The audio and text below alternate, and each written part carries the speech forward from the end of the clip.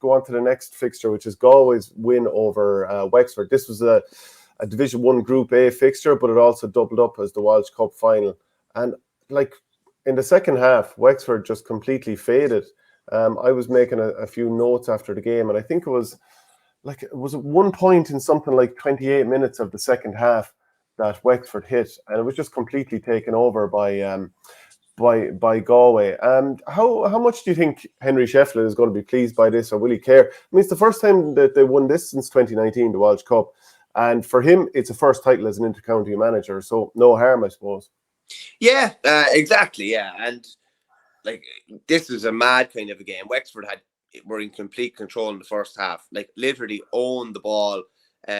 Free taking issues probably came back to roost again. Lee Chin was missing. I wouldn't, if I'm being honest, I wouldn't have him in the top tier of free takers in the country. Now he's become an awful lot more reliable, but when he was missing, Conor McDonnell tried them. I just don't like that style hitting frees. I never have. That's just a personal thing. Like I don't like left-siders hitting frees as well. It's just something I don't know. Never liked it. Yeah, I don't. I think Pádraig Mahony's a brilliant hurler. Funnily enough, he was actually at the Dublin Racing Festival on Sunday while Waterford were playing, which I thought was interesting. He's probably trying to get away from it all. I don't know. I think that the lift is a lot more of a lottery in that style than in the traditional style. I think he'd say as well himself, like he's had some on days and he's had some off days, I think, with frees as well. But I just don't like the style of it. Whereas I just think the traditional style, that's just a personal preference. Joe Dean with the little, was it the right foot step back, I think? He had a very short rise now. Some of the others is maybe a bit of a lottery. Dio Keefe hit them as well. I think he mishit one, ended up in around the edge of the square. When you're going for All-Ireland titles, or you want to be in that equation, you need a TJ Reid, you need an Aaron Gillan. Who else are we talking here?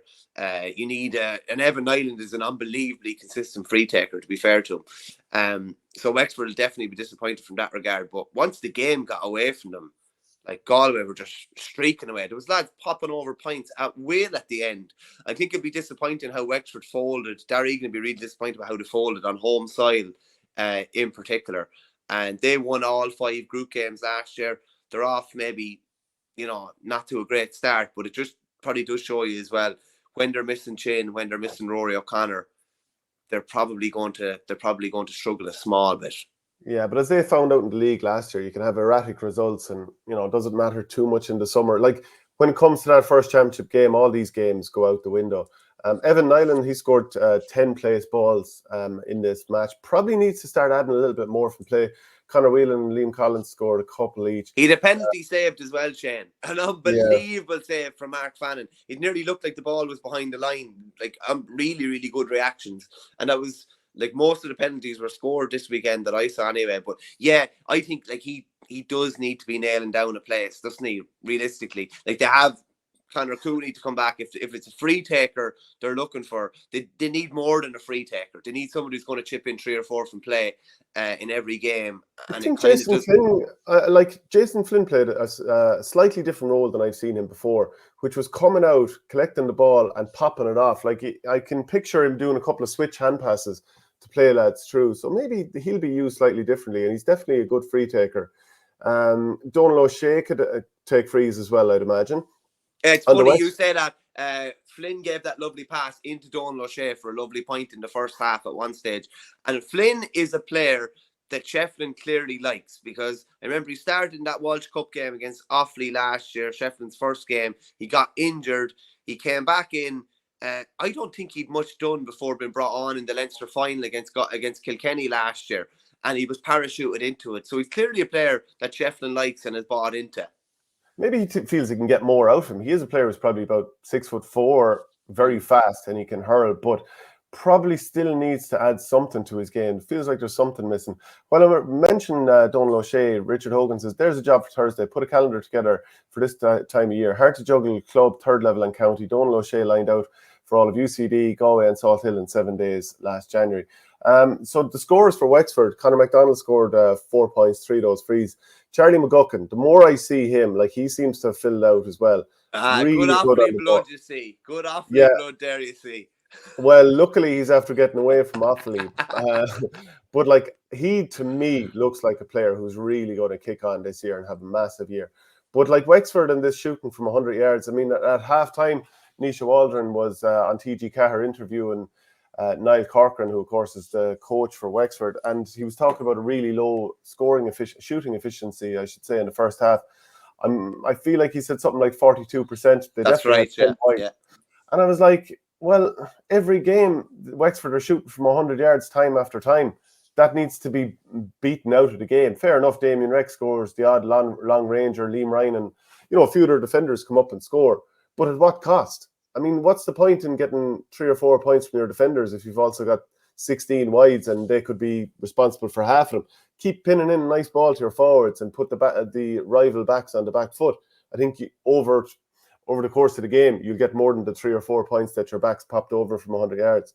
I'd agree with you, yeah. Like, to be honest with you, you've probably played maybe even full back in games where you're thinking, I'm under a bit of pressure here, there's a bit of space inside, and you have a hero trying to put it over from 100 yards, and you're just like, lovely, and you're shepherding the ball out over the line. And like, I've often said to men I'm marking, just they're killing you in here, like, it's like you have like 30 yards in front of you and they're not playing the ball into you. So, like, to be honest, unless you're Dermot Burns, and unless you're maybe a handful of other lads, I think, and Burns delivers plenty of ball in, but when the opportunity is there, you go forward and drive it on. But I'd be the same as you, much higher percentages to get the ball into the guys who are, in around that D, 45 yards out-ish.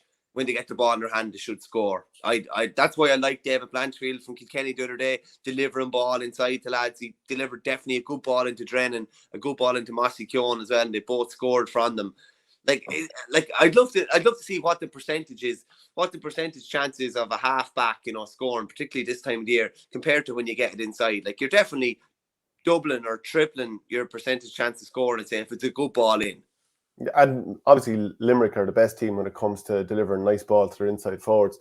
Like the other day, there was a few times when they were easily within shooting range, around midfield at the sideline, a place that I wouldn't want backs or midfielders shooting from all that often. But they play a crossfield ball, just across the D for the far corner forward. Well, it's obviously a two-man inside line. But from midfield, a few times they played that lovely ball, that one bounce ball that drops right in front of the inside forward, rather than taking those pot shots from 100 yards. Like, that's worth its weight in gold over the course of a game.